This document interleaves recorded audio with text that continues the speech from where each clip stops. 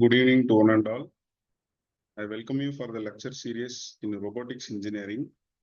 So in the previous lecture series, we have discussed about the introduction, the definition of online programming, and the concepts related to the programming languages, and what is teaching and what is playback and sensor function. So in this lecture, we will try to see furthermore in online programming. So it requires access to the robot. Program exists only in the memory of robot control system, often difficult to transfer, document, maintain, and modify. So let us discuss in this context in deep. Whenever you try to teaching a robot about the sequence of motion, so it has its own memory to understand or save the sequence of programming, and that memory of the robot control system where the program is stored cannot be transferred. It is difficult to transfer since there is a limitation for every robot to understand the movements of other one. And it is very difficult to document also. And it is very difficult to maintain as well as modify. Again, we have to train the program or the manipulator about the specific movements. So what is post programming? Post programming is we have to move from the post 1 to the post 2. And in this context, we have taken the coordinates of X, Y, Z. So you have to enter the tool center point data, number 1. Number 2, you have to go for selection of the joint coordinates.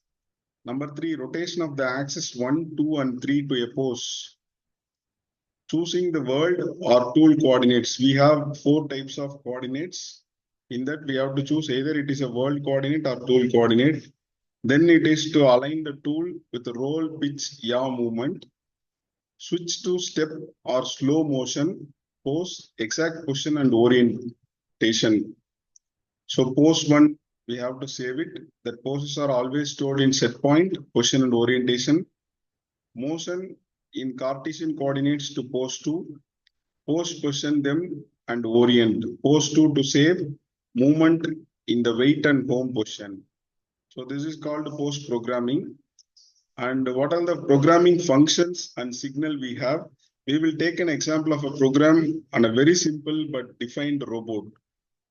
So the robot program, as it goes, max SP, that is spindle speed, and accuracy 2, tool center point 1, speed 100, approach to 1 for 0, -20 or 0, speed 20, S move to, spindle move to 1 point, and like that we have certain sequence. So determination of the total velocity in M, determination of the acceleration factor, determination of the TCPs in mm, bringing the pose 1 from X, Y, Z coordinates. So determination of the pendulum motion during welding, welding start, signal to welding device, a straight weld line to pull pose 2, welding end. So in this way, the manipulator moves from the pose 1 to pose 2. So almost every robot has its own programming language, and here are some of the languages that is listed and developed by certain companies.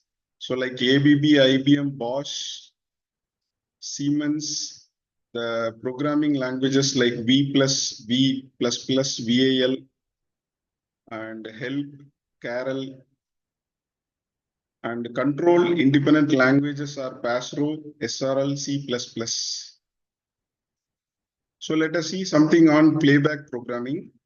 The operator uses the robot or device driver directly. He leads the mechanism manually, the task accordingly. During the movement of the respective joint angles, values can be read in a fixed time frame and stored. So it is like a copying lathe. So when you want to go for a particular geometry, The copying lathe will follow the tool path of the template. The same thing as playback. The requirements are kinematic base, low friction in the joints, very high flexibility of the movement, and the advantages are it is very easy for programming. No prior language is required. Knowledge of the operator is necessary. And we have two disadvantages. One is correction in difficult sections of the path, difficult change of velocity. So what is the task of sensors? It is to approach the program ease, flexibility, and versatility. The important role of sensors is searching for objects or poses, that is parts on an assembly line, seam beginning, seam edge, plate boundary, installation health, tracking contours or litigation, bending process, pursue prosecution of machine removal of parts, velocity fitting. So this is the task of the sensors, and we have understood certain post programming as well as the functions and signals used in a welding movement of from post 1 to post 2. Hope you all understood this lecture. Thank you all.